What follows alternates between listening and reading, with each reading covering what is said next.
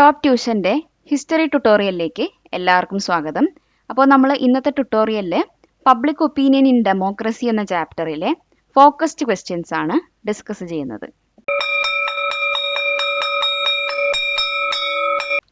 Question: how do ruling and opposition parties differ in shaping public opinion?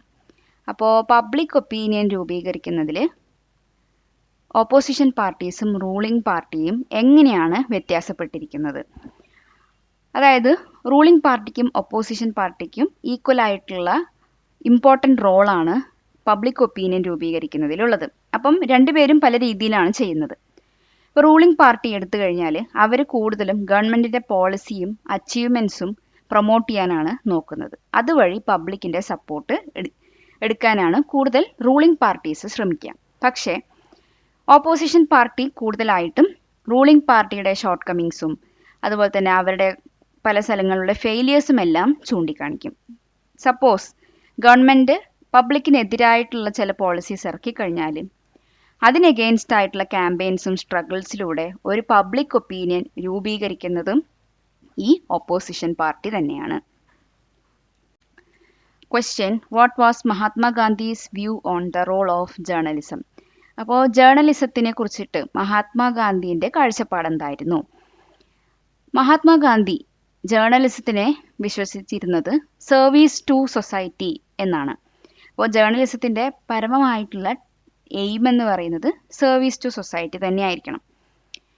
And ഈ news പേപ്പറും അതുപോലെ തന്നെ press media എന്ന് പറയുന്നത് ഒരു വളരെയധികം ശക്തിയുള്ള ഒന്നാണ്. അപ്പം അതിനെ നമ്മൾ കൺട്രോൾ ചെയ്യുകയും വേണം. അദ്ദേഹം പറയുന്നത് ഇങ്ങനെയാണ്: ഒരു അൺകൺട്രോൾഡ് പെൻ എന്ന് പറയുന്നത് കൂടുതൽ ഡിസ്ട്രക്ഷനിലേക്കാണ് പോകുന്നത്. അപ്പോൾ ഈ ഒരു കൺട്രോൾ എന്ന് പറയുന്നത് എല്ലാ ജേർണലിസ്റ്റും അവനവൻ തന്നെ എടുക്കേണ്ട ഒന്നാണ്. അതല്ലാതെ പുറത്തുനിന്നും അവരെ ആരും കൺട്രോൾ ചെയ്യാനായിട്ട് പാടില്ല. അതുപോലെ തന്നെ ജേർണലിസം എന്ന് പറയുന്നത് മുഴുവനായിട്ടും ഒരു സൊസൈറ്റീൻ്റെ പ്രോഫിറ്റബിലിറ്റിക്ക് വേണ്ടിയിട്ടായിരിക്കണം വർക്ക് ചെയ്യുന്നുണ്ടാവുന്നത്. മറ്റൊരാൾ കൺട്രോൾ ചെയ്തിട്ട് ആയിരിക്കരുത്. അപ്പം ഇതാണ് മഹാത്മാഗാന്ധിൻ്റെ വ്യൂ എന്ന് പറയുന്നത്. Question: how can art and literature influence public opinion? ആർട്ടും ലിറ്ററേച്ചറും എങ്ങനെയൊക്കെയാണ് പബ്ലിക് ഒപ്പീനിയനെ ഇൻഫ്ലുവൻസ് ചെയ്യുന്നത്? ആർട്ട്, ലിറ്ററേച്ചർ, സിനിമ എന്നൊക്കെ പറയുന്നത് ഒരു പബ്ലിക്കിനെ, ഒരു സൊസൈറ്റീനെയൊക്കെ നല്ല സ്ട്രോങ് ആയിട്ട് ഇൻഫ്ലുവൻസ് ചെയ്യുന്ന ആർട്ട് ഫോംസ് ആണ്. അപ്പോൾ ഇത്തരത്തിലുള്ള ക്രിയേറ്റീവ് വർക്ക്സ്, പോം ആയിക്കോട്ടെ, പ്ലേസും ഫിലിംസും ഒക്കെ ആയിക്കോട്ടെ, ഒരു ശക്തമായിട്ടുള്ള പബ്ലിക് ഒപ്പീനിയൻ ഉണ്ടാക്കാനായിട്ട് സഹായിക്കും. അപ്പം അതുപോലുള്ള രണ്ട് വർക്ക്സ് നമ്മൾ ഈ ഒരു ചാപ്റ്ററിൽ പഠിക്കുന്നുണ്ട്. ഒന്ന് കുമാരനാശാൻ്റെ ഒരു പോയമാണ് ചണ്ടാല ഭിക്ഷുകി എന്ന് പറയുന്നത്. അപ്പോൾ കാസ്റ്റ് സിസ്റ്റത്തിനെ മൊത്തത്തിൽ എതിർത്ത് കൊണ്ടുള്ള ഒരു പബ്ലിക് ഒപ്പീനിയനാണ് ഇതുവഴി ക്രിയേറ്റ് ചെയ്യുന്നത്. അതുപോലെ തന്നെ വി.ടി. ഭട്ടതിരിപ്പാടിൻ്റെ അടുക്കളയിൽ നിന്ന് അരങ്ങത്തേക്ക് എന്ന് പറയുന്ന ഒരു പ്ലേ ആണ്. അപ്പം ഇതിൽ പറയുന്നതും കേരളത്തിലെ സോഷ്യൽ ഇഷ്യൂസും കേരളത്തിലെ സോഷ്യൽ ലൈഫിനെ കുറിച്ചിട്ടൊക്കെയാണ് പറയുന്നത്. അപ്പം ഇത്തരത്തിലുള്ള ആർട്ട് വർക്കുകളെല്ലാം ഒരു സ്ട്രോങ് പബ്ലിക് ഒപ്പീനിയൻ കൊണ്ടുവരാനായിട്ട് സഹായിക്കും. Question: how does A grama sabha or ward സഭ വർക്ക്? അപ്പോൾ ഒരു ഗ്രാമസഭ അല്ലെങ്കിൽ ഒരു വാർഡ് സഭ എങ്ങനെയാണ് വർക്ക് ചെയ്യുന്നത്?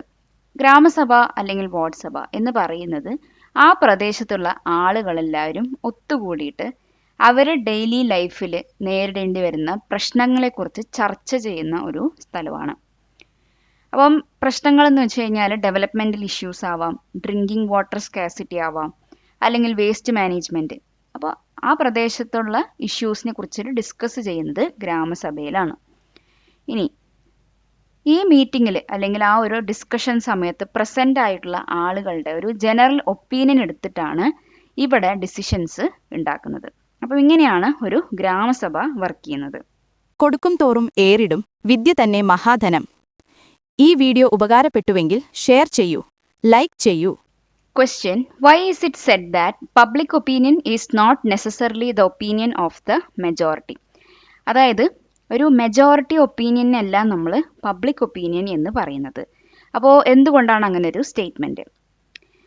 അതായത് ഒരു പബ്ലിക് ഒപ്പീനിയൻ എന്ന് പറയുന്നത് ജസ്റ്റ് എത്ര ആളുകൾ ഒരേപോലെ ചിന്തിക്കുന്നു എന്നുള്ള മെജോറിറ്റി കൗണ്ട് എടുക്കുന്നതല്ല. അതായത് ആ സിറ്റുവേഷനെ കുറിച്ചിട്ട് ഒരു ഓവറോൾ അല്ലെങ്കിൽ ആ ഒരു വാല്യൂസിനെ കുറിച്ചിട്ടുള്ള ഓവറോൾ അണ്ടർസ്റ്റാൻഡിങ്ങിനെയാണ് നമ്മൾ പബ്ലിക് ഒപ്പീനിയൻ എന്ന് പറയുന്നത്. അപ്പോൾ പബ്ലിക് ഒപ്പീനിയൻ എന്ന് പറയുന്നത് പല ആളുകളുടെ ഡിഫറെൻ്റ് ബാക്ക്ഗ്രൗണ്ടിൽ നിന്നിട്ടുള്ള പല ആളുകളുടെയും കാഴ്ചപ്പാടുകളിനെയൊക്കെയാണ് എടുക്കുന്നത്. ഇപ്പോൾ ചില സമയങ്ങളിൽ മൈനോറിറ്റിയിൽ നിന്ന് വരുന്ന ഒപ്പീനിയൻസ് ആയിരിക്കും കുറച്ചുകൂടെ അക്സെപ്റ്റബിൾ ആയിട്ടുള്ള ഒന്ന്. മെജോറിറ്റീനെക്കാട്ടി മൈനോറിറ്റിയിൽ നിന്ന് വരുന്നതായിരിക്കും ചിലപ്പോൾ പബ്ലിക്കിൽ ഫേവറബിൾ ആയിട്ട് ഉണ്ടാവുന്നത്.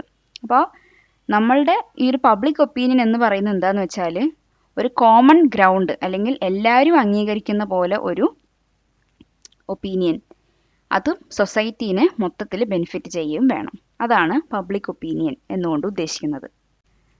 Question: give an example of how art can create public opinion against social evils. അപ്പോൾ സോഷ്യൽ ഈവിൾസിന് എഗെയിൻസ്റ്റ് ആയിട്ട് പബ്ലിക് ഒപ്പീനിയൻ രൂപീകരിക്കുന്നതിൽ എങ്ങനെയാണ് ആർട്ട് ഫോംസ് സഹായിക്കുന്നത്, അപ്പോൾ അതിൻ്റെ ഒരു എക്സാമ്പിളാണ് കൊടുക്കാനായിട്ട് പറഞ്ഞിരിക്കുന്നത്. അപ്പോൾ മഹാകവി കുമാരനാശാൻ്റെ ഒരു ആർട്ട് വർക്കാണ് ചണ്ടാല ഭിക്ഷുകി എന്ന് പറയുന്ന ഒരു പോയം. അപ്പോൾ അതിൽ പറയുന്നത് കേരളത്തിലുള്ള ആ ഒരു കാസ്റ്റ് സിസ്റ്റത്തിനെ കുറിച്ചിട്ടാണ് അദ്ദേഹം പറയുന്നത്.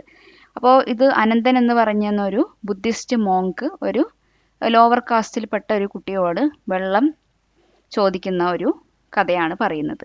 അപ്പോൾ ആ കുട്ടി ആ ബുദ്ധിസ്റ്റ് മോങ്ക്, അനന്തൻ എന്ന് പറയുന്ന ആ ബുദ്ധിസ്റ്റ് മോങ്കിന് വെള്ളം കൊടുക്കാനായിട്ട് ഹെസിറ്റേറ്റ് ചെയ്യും. കാരണം എന്താണ്, അൺടച്ചബിലിറ്റി എന്ന് പറയുന്ന ഒരു social evil കാരണമാണത്.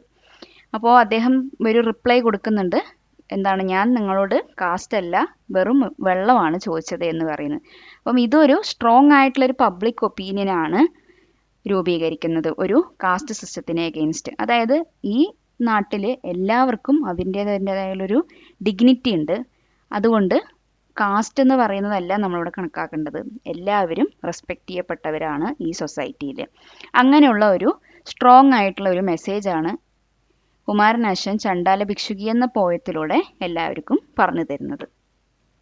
Question: what are the preventive measures against the spread of fake news. അപ്പോൾ ഫേക്ക് ന്യൂസിൽ നിന്ന് നമുക്ക് നമ്മളെ എങ്ങനെ പ്രിവെൻറ്റ് ചെയ്യാം എന്നാണ് ചോദിക്കുന്നത്. അപ്പോൾ ഫേക്ക് ന്യൂസിൽ നിന്ന് നമ്മളെ പ്രിവെൻറ്റ് ചെയ്യാനായിട്ട് നമ്മൾ ആദ്യം ചെയ്യേണ്ട പണി എന്ന് പറഞ്ഞാൽ റിയൽ സോഴ്സ് അന്വേഷിക്കുക. അപ്പോൾ ഇത് ശരിയാണോ തെറ്റാണോ എന്നുള്ളത് ആദ്യം വാലിഡേറ്റ് ചെയ്യുക.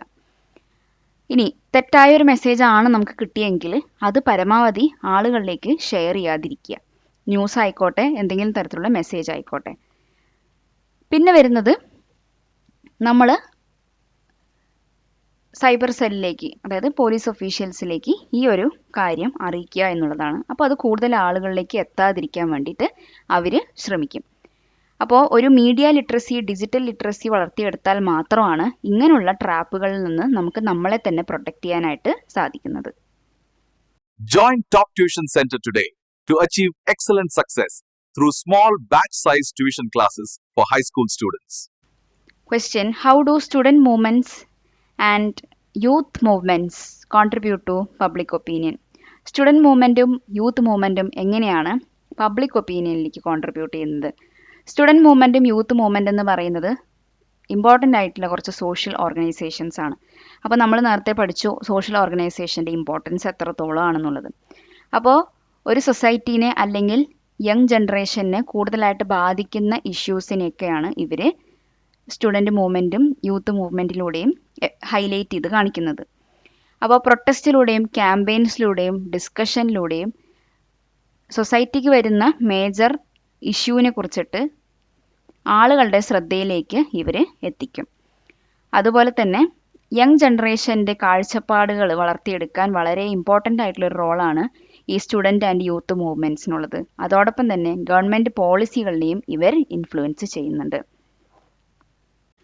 Question: how do political parties try to mobilize people during and after election?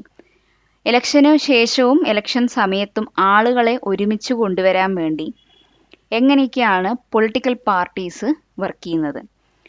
അപ്പോൾ പൊളിറ്റിക്കൽ പാർട്ടീസ് ഇലക്ഷൻ ക്യാമ്പയിനിലൂടെയാണ് കൂടുതലും ആളുകളുടെ ഫേവർ പിടിച്ചു പറ്റാനായിട്ട് നോക്കുന്നത്. അപ്പം അവർ എന്താ ചെയ്യാന്ന് വെച്ചാൽ അവരുടെ പുതിയ ഐഡിയാസും വ്യൂസും മാനിഫെസ്റ്റോയിലൂടെ ആളുകളെ അറിയിക്കുകയും ചെയ്യും. അങ്ങനെ ഇപ്പോൾ നടന്നുകൊണ്ടിരിക്കുന്ന ഓരോ കാര്യത്തിനെ കുറിച്ചിട്ടുള്ള കാഴ്ചപ്പാടുകളും അവർ പ്രസൻറ്റ് ചെയ്യും. അപ്പോൾ ഇതുവഴിയൊക്കെ പബ്ലിക്കിൻ്റെ ഫേവർ പിടിച്ചു പറ്റാനാണ് കൂടുതൽ പാർട്ടീസും ശ്രമിക്കാറ്. പിന്നെ എലക്ഷൻ കഴിഞ്ഞു കഴിഞ്ഞാലും പബ്ലിക് ഇഷ്യൂസ് എന്തെങ്കിലും ഉണ്ടെങ്കിൽ അതിനെക്കുറിച്ചിട്ടുള്ള ക്യാമ്പയിൻസും അതല്ലാതെ ആ ഒരു ക്യാമ്പയിൻ തുടർന്നുകൊണ്ടേയിരിക്കും. അപ്പം ഇങ്ങനെ ചെയ്യുന്നത് കൊണ്ട് തന്നെ ആളുകളെ ആ പ്രത്യേകം ഒരു ഇഷ്യൂവിനെ കുറിച്ചിട്ട് കൂടുതൽ എൻഗേജ് ചെയ്യിക്കാനും അതുപോലെ തന്നെ അതിൽ നിന്ന് ഒരു പബ്ലിക് ഒപ്പീനിയൻ ബിൽഡ് ചെയ്തെടുക്കാനും ഒക്കെ സഹായിക്കും. Question: how does poverty act as a barrier to the formation of public opinion? അപ്പോൾ പബ്ലിക് ഒപ്പീനിയൻ ഉണ്ടാവുന്നതിൽ പോവർട്ടി എന്ന് പറയുന്ന ഒരു ഘടകം എങ്ങനെയാണ് തടസ്സമായി മാറുന്നത്? അപ്പോൾ അതായത് ദരിദ്രരായിട്ടുള്ള ആളുകൾക്ക് കൂടുതൽ സാധാരണപ്പെട്ട ആളുകളിൽ നിന്നും ഐസൊലേറ്റഡ് ആയിട്ട് ഇരിക്കുകയാണ് ചെയ്യുന്നത്. അപ്പോൾ അതുകൊണ്ട് തന്നെ അവർക്ക് ചുറ്റും നടക്കുന്ന പബ്ലിക് അഫെയർസിനെ കുറിച്ചും ഡിസ്കഷൻസിനെ കുറിച്ചിട്ടും ഒന്നും അവർക്ക് അറിയുണ്ടാവില്ല. ജസ്റ്റ് എങ്ങനെയെങ്കിലും എല്ലാ ദിവസവും ഒന്ന് കഴിഞ്ഞു പോവുക എന്നുള്ളത് മാത്രമായിരിക്കും അവരുടെ ഫോക്കസ് എന്ന് പറയുന്നത്. അപ്പോൾ വലിയ വലിയ മേജർ ഇഷ്യൂസോ അല്ലെങ്കിൽ ചുറ്റും നടക്കുന്ന എന്താണ് പോലും അവർക്ക് അറിയുന്നുണ്ടാവില്ല. അപ്പം ഇങ്ങനെയുള്ള ഐസൊലേഷൻസ് കാരണം അവർക്ക് ഒരു പബ്ലിക് ഒപ്പീനിയൻ രൂപീകരിക്കുന്നതിൽ പാർട്ടിസിപ്പേറ്റ് ചെയ്യാനും പറ്റില്ല. അതുപോലെ തന്നെ അവരുടെ കൺസേൺസോ വോയിസോ അവർ ഉയർത്തുമില്ല. അപ്പം അവരങ്ങനെ തഴയപ്പെട്ടവർ പോലെ അല്ലെങ്കിൽ എക്സ്ക്ലൂഡഡ് ആയിട്ടുള്ള ഒരു സെക്ഷൻ പോലെ ആയി മാറും ഒരു ഡെമോക്രാറ്റിക് പ്രോസസ്സിൽ. Subscribe to this channel for more videos like this. Question: explain how corruption undermines true public opinion. അപ്പോൾ ഒരു നല്ലൊരു പബ്ലിക് ഒപ്പീനിയൻ ഉണ്ടാവുന്നതിൽ കറപ്ഷൻ എങ്ങനെയാണൊരു തടസ്സമായി മാറുന്നത്? അപ്പോൾ കറപ്ഷനും ഒരു മേജർ ഫാക്ടർ തന്നെയാണ്. പോവർട്ടി പോലെ തന്നെ ഒരു മേജർ ഫാക്ടറാണ് കറപ്ഷൻ എന്ന് പറയുന്നത്. അപ്പോൾ കറപ്ഷൻ ഒരുപാട് കൂടിക്കഴിഞ്ഞു കഴിഞ്ഞാൽ ഒരു മിസ്ലീഡിങ് അല്ലെങ്കിൽ ഒരു ഇനാക്യുറേറ്റ് ആയിട്ടുള്ള ഇൻഫർമേഷൻ ആയിരിക്കും ആളുകളിലേക്ക് എത്തുന്നുണ്ടാവുന്നത്. അപ്പോൾ ഒരു പവർഫുൾ ആയിട്ടുള്ള അല്ലെങ്കിൽ കറപ്റ്റ് ആയിട്ടുള്ള ഗ്രൂപ്പ് ഓഫ് ഇൻഡിവിജ്വൽസ് ഉണ്ടെങ്കിൽ അവരവരുടെ പൈസ ഉപയോഗിച്ചിട്ട് മീഡിയനൊക്കെ ഇൻഫ്ലുവൻസ് ചെയ്ത് ഫോൾസ് ആയിട്ടുള്ള ഇൻഫർമേഷൻസ് ആയിരിക്കും സ്പ്രെഡ് ചെയ്യുന്നുണ്ടാവുക. അതുവഴി ആളുകളെ മിസ്ലീഡ് ചെയ്യാനായിട്ട് സാധ്യതയുണ്ട്. അപ്പോൾ ഇതൊക്കെ ഒരു നല്ലൊരു ഫാക്ട് ബേസ്ഡും ട്രൂത്ത് ബേസ്ഡ് ആയിട്ടുള്ള ഒപ്പീനിയൻ ഉണ്ടാവുന്നതിൽ സിറ്റിസൻസിന് എന്ത് ചെയ്യാണ്? പ്രിവെൻറ്റ് ചെയ്യുകയാണ് ചെയ്യുന്നത്. അപ്പം ഇങ്ങനെ ഒരു ഫോൾസ് ആയിട്ടുള്ള ഒപ്പീനിയൻ ഉണ്ടാവുന്ന സമയത്ത് ഡെമോക്രസി കൂടുതൽ വീക്കായിട്ടാണ് മാറുന്നത്. Question: what is the main objective of political parties in relation to public opinion? അപ്പോൾ പബ്ലിക് ഒപ്പീനിയൻ രൂപീകരിക്കുന്നതിൽ പൊളിറ്റിക്കൽ പാർട്ടീൻ്റെ മേജർ ഒബ്ജക്റ്റീവ് എന്താണ്? അപ്പോൾ മെയിൻ ഒബ്ജക്റ്റീവ് എന്താണെന്ന് വെച്ചാൽ ഒരു കോമൺ ഇഷ്യൂവിനെ കുറിച്ചിട്ട് പൊളിറ്റിക്കൽ രീതിയിൽ ആളുകളെ കൊണ്ട് ചിന്തിപ്പിക്കുക എന്നാണ് പൊളിറ്റിക്കൽ പാർട്ടീൻ്റെ മേജർ ഒബ്ജക്റ്റീവ് എന്ന് പറയുന്നത്. അപ്പോൾ അവർ ആഗ്രഹിക്കുന്നത് എന്താണെന്ന് വെച്ചാൽ അവരുടെ ആഗ്രഹവും അതായത് ഐഡിയോളജീസും ഗോൾസിനും എല്ലാം അലൈൻ ചെയ്യുന്ന വിധത്തിൽ ആ ഒരു ഡിസ്കഷനെ ഫ്രെയിം ചെയ്യുക എന്നുള്ളതാണ്. അപ്പോൾ അവർ കൂടുതലായിട്ടും ഓരോ പാർട്ടിയും കൂടുതലായിട്ടും ശ്രമിക്കുന്നത് എന്താണെന്ന് വെച്ചാൽ ആ പാർട്ടി ഇലക്ഷനിൽ വിൻ ചെയ്യുന്ന പോലെ അവർക്ക് പവർ കിട്ടുന്ന രീതിയിലുള്ള പബ്ലിക് ഒപ്പീനിയൻ വളർത്തിയെടുക്കുക എന്നുള്ളതാണ്. അപ്പോൾ ഇതിനൊക്കെ വേണ്ടിയിട്ടാണ് ഇലക്ഷൻ ക്യാമ്പയിൻ സമയത്ത് അവർ ജേർണൽസും മാനിഫെസ്റ്റോസും എല്ലാം പബ്ലിഷ് ചെയ്യുന്നത്. അപ്പോൾ അങ്ങനെ അവരെ പോലെ തന്നെ ചിന്തിക്കുന്ന കുറച്ച് ആളുകളെ മൊബിലൈസ് ചെയ്ത് എടുക്കാനായിട്ട് അവരെ കൊണ്ട് സാധിക്കും. അപ്പോൾ ഇതാണ് പൊളിറ്റിക്കൽ പാർട്ടീസിൻ്റെ മേജർ ഒബ്ജക്റ്റീവ് എന്ന് പറയുന്നത്. Question: why is it important for citizens to be aware of their rights and duties? അപ്പോൾ നമ്മുടെ നാട്ടിലുള്ള എല്ലാ ആളുകളിലേക്കും അവരവരുടെ റൈറ്റും ഡ്യൂട്ടിയും എന്താണ് എന്നുള്ളത് അറിഞ്ഞിരിക്കണം. അത് വളരെ ഇമ്പോർട്ടൻ്റ് ആണ്. അപ്പോൾ എന്തുകൊണ്ടാണ് അങ്ങനെ നമ്മൾ അറിഞ്ഞിരിക്കണം എന്ന് പറയുന്നത്? അപ്പോൾ ഒരു നല്ലൊരു ഡെമോക്രസിയിൽ എല്ലാ സിറ്റിസൻസും അവരവരുടെ റൈറ്റ്സും ഡ്യൂട്ടീസും അറിഞ്ഞിരിക്കണം, മുഴുവനായിട്ട് അറിഞ്ഞിരിക്കണം. അപ്പോൾ ഇങ്ങനെ അറിഞ്ഞിരിക്കുന്നത് കൊണ്ട് എന്താണ് നമുക്ക് ഉപയോഗം എന്ന് വെച്ചാൽ നമുക്ക് ഗവൺമെൻറ്റിനോട് എന്ത് വേണമെങ്കിലും ചോദിക്കാം, അതുപോലെ തന്നെ പറയാം. അതാണ് ഇവിടെ അക്കൗണ്ടബിലിറ്റി എന്ന് പറയുന്നത്. ഗവൺമെൻറ്റിൻ്റെ പോളിസി ആൻഡ് പ്രോഗ്രാംസ് ആയിക്കോട്ടെ, അതുപോലെ തന്നെ നമ്മുടെ കൺസേൺസും നമ്മുടെ കുറച്ച് ഇഷ്യൂസ് ആയിക്കോട്ടെ, സൊസൈറ്റൽ ഇഷ്യൂസ് ആയിക്കോട്ടെ, എല്ലാം വളരെ ട്രാൻസ്പെറൻ്റ് ആയിരിക്കും. നമ്മൾ അങ്ങോട്ടും ഇങ്ങോട്ടും റെസ്പോൺസിബിൾ ആയിരിക്കും. അതാണ് അവെയർനെസ് ഓഫ് റൈറ്റ് എന്തുകൊണ്ടാണ് വേണം എന്ന് പറയുന്നത്. പിന്നെ അവെയർനെസ് ഓഫ് ഡ്യൂട്ടി. നമ്മൾ ഒരു ഡെമോക്രാറ്റിക് പ്രോസസ്സിൽ വളരെ റെസ്പോൺസിബിൾ ആയിട്ടുള്ള ഒരു സിറ്റിസൺ ആയിരിക്കും.